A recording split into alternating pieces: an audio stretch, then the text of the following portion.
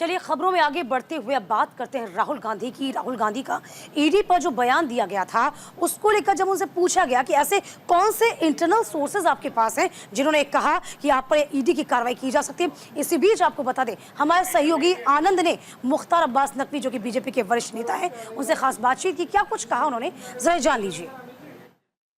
हमारे साथ बात करने के लिए बीजेपी के वरिष्ठ नेता और पूर्व केंद्रीय मंत्री मुख्तार अब्बास नकवी साहब हैं। सर, राहुल गांधी ने कुछ दिनों पहले एक बयान दिया था जिसमें बताया था कि दो नेताओं को मेरे चक्रों वाला बयान पसंद नहीं है। अब ईडी की कभी कभी किसी की नादानी जो है परेशानी बन जाती है और उस परेशानी में अपनी ही चतुराई के चक्रव्यूह में फंस जाता है आदमी। अब आप रात में 2 बजे कोई सपना देखेंगे और उसके बाद आप फटाफट खटाखट जो है वो सनक में लग जाएंगे।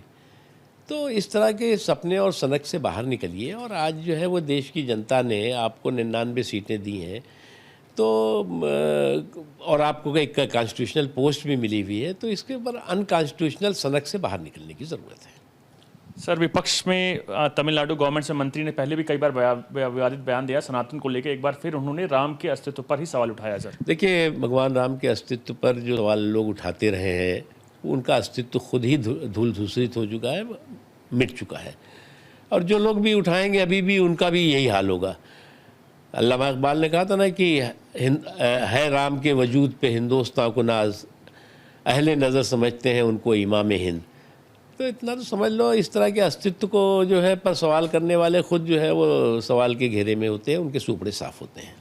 सर, आखिरी सवाल मेरा ये है कि केरल के वायनाड में जो प्राकृतिक आपदा आई है उसको लेकर एचएम ने बयान दिया था और कहीं ना कहीं विपक्ष अब इसको प्रिविलेज मोशन में ले आने के लिए। देखिए, इस वक्त वायनाड में जो या देश के किसी भी हिस्से में जो प्राकृतिक आपदा है उस पर राजनीति से बेहतर करने से प्राथमिकता के बजाय जो है वो उसके रेस्क्यू ऑपरेशन पर प्राथमिकता होनी चाहिए।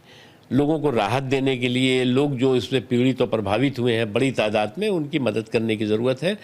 ये बात सही है कि वहाँ केरल की सरकार कहीं ना कहीं नेग्लिजेंस हुआ है, लेकिन वो वक्त है, उसके बाद देखा जाएगा। लेकिन अभी हमारी प्रायोरिटी और सबकी प्रायोरिटी होनी चाहिए कि रेस्क्यू ऑपरेशन में सब मदद करें। हमसे बात करने के लिए शुक्रिया सर। कैमरामैन आकाश कुमार के साथ मैं आनंद कुमार सिंह, न्यूज़ इंडिया, दिल्ली।